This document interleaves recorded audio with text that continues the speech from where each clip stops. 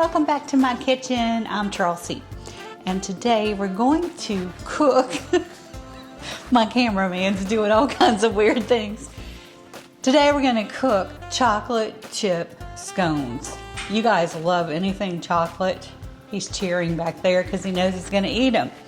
But you guys seem to love anything chocolate or anything that has chocolate in it, so here we go. This will be a fun one. The first thing that you're going to need to do is you're going to need 2 cups of cake flour. Well, I didn't have any cake flour, but I have plenty of all-purpose. So what you can do is take 1 3/4 cup of regular all-purpose flour and add in 1/4 cup of cornstarch. That's all you got to do to make cake flour. So we're going to put this, I'm going to use this clear bowl because I want you to see what we're doing. So I'm going to go ahead and put this in. Now we're going to start adding the rest of the dry ingredients. I have 3/4 teaspoon of salt. So put that, and it's kind of stuck to the ramekin. 1 tablespoon of baking powder, and then 1/4 cup of granulated sugar. So I'm just going to whisk this around.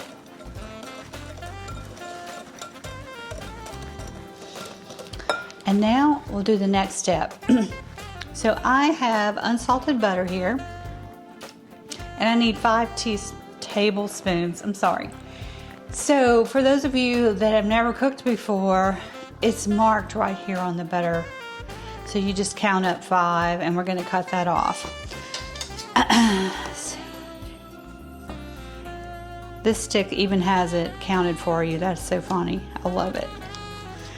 Now, I learned a trick. My husband and I went to a biscuit making cooking class at Ruby Slipper, and we learned how to make those delicious biscuits.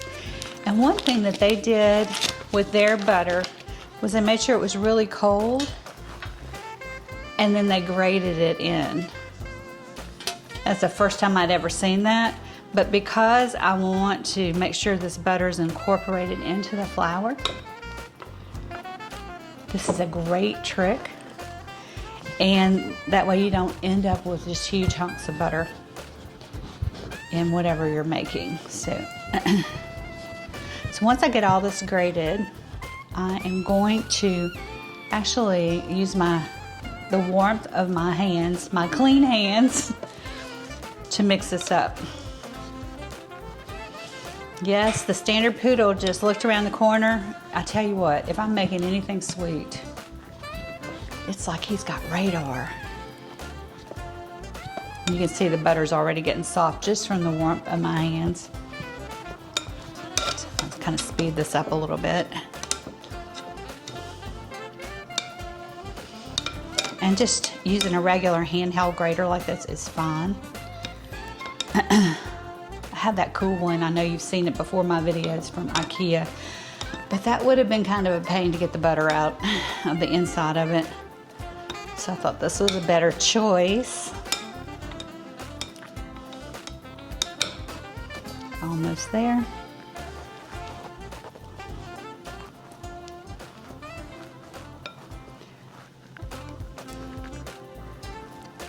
All right. There we go. So just dust this off.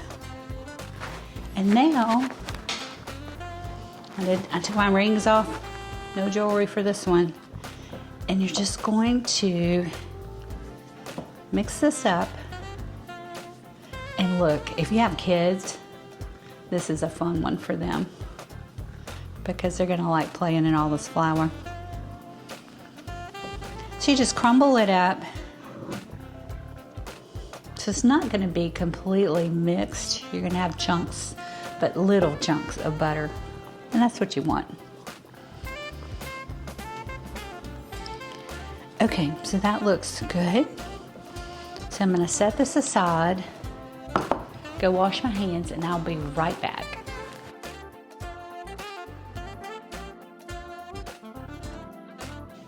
All right, welcome back. So the dry ingredients are just sitting over here waiting for the wet.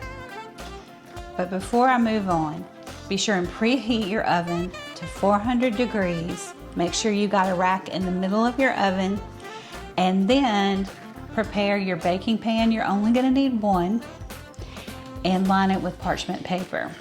All right, now on to the wet. So 2/3 a cup of heavy whipping cream, half and half, regular whole milk, that will not work. You need heavy whipping cream for this. And I've got 1 egg. And then I'm gonna add 1 teaspoon, 1 generous teaspoon, because I love vanilla.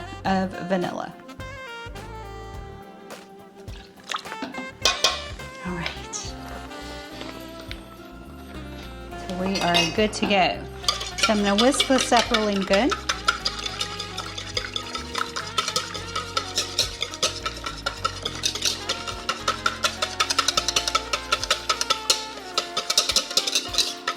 Just want to make sure that it's mixed up really well. All right, so that's looking beautiful.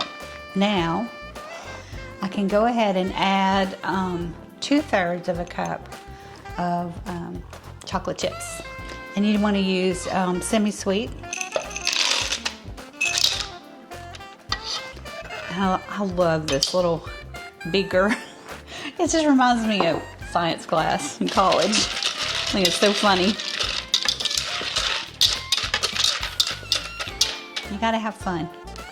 So things that give you joy, do it. All right, now make a little hole in the center of your dry ingredients, okay? All right, so I've got, they call it a well, make a well in your dry ingredients. And now I've got my mixture. I'm gonna pour those in.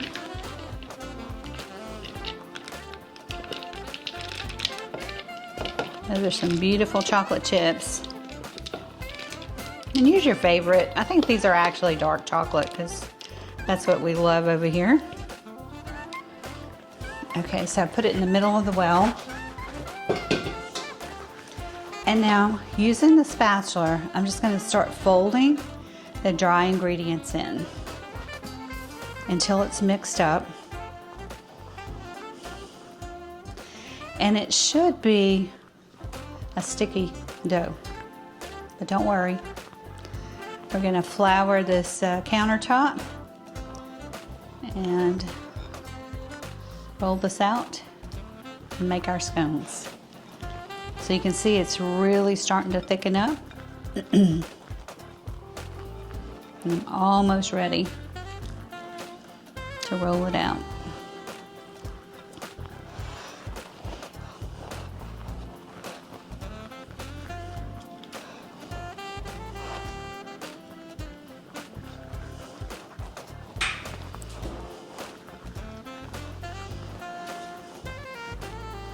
And I love when you guys make comments and when you substitute things. If you try something and it works, by all means share with all of us. I had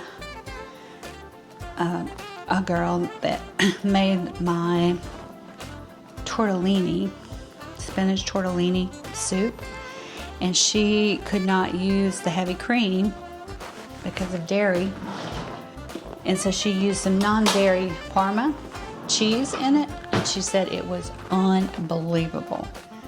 So I just think that we should all cook together and teach each other and learn. It's a lot of fun. And I will tell you, just about every day, I watch something from Chef Jean-Pierre, because the man has been cooking for 54 years. He's got skills in the kitchen. And I truly learn something every time I cook with him, or try something of his, or just watch his video. So I hope that you're learning things here. That is my goal. And I want you to just try things. 100% of the time, the food that we make here always tastes better when we eat out. So isn't this beautiful? I've just been kind of working it using the warmth of my hands. I did flour them, and you need to do that. It's not a super sticky dough, but it is a little bit. So now I'm just gonna roll this out.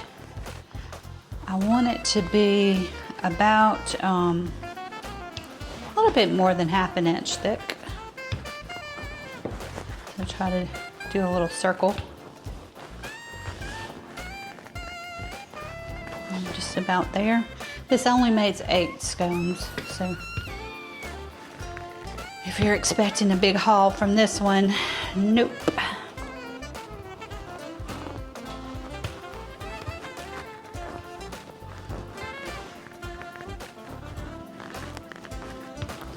That looks pretty good.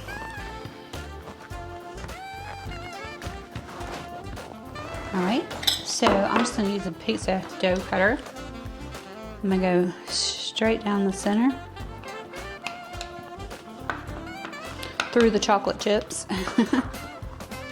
And these don't have to be like perfect. And I'm gonna go across.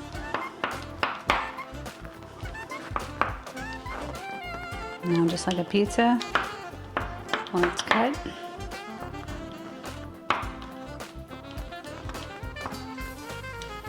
And one more. So easy. And this is definitely a kid-friendly recipe, one that they would like. So you just take each little wedge, place it on your baking pan. I'm hoping I can fit all of these. I'm gonna try. Give them a little room to breathe.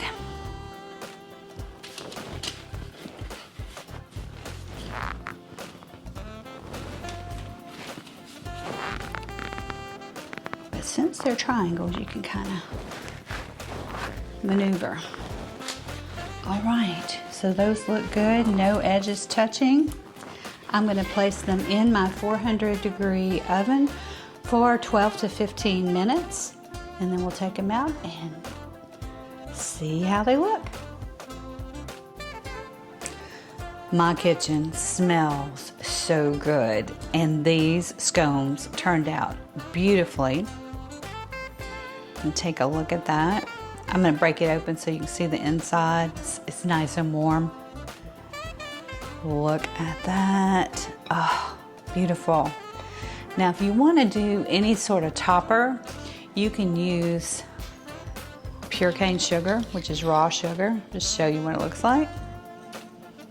Okay, so you could sprinkle that on top if you want, or confectioner sugar. So, you know, we use this a lot. You just dust it. There you go. Or you can just eat it plain. You really don't need anything else, but if you want to dress it up a little bit, those are my suggestions.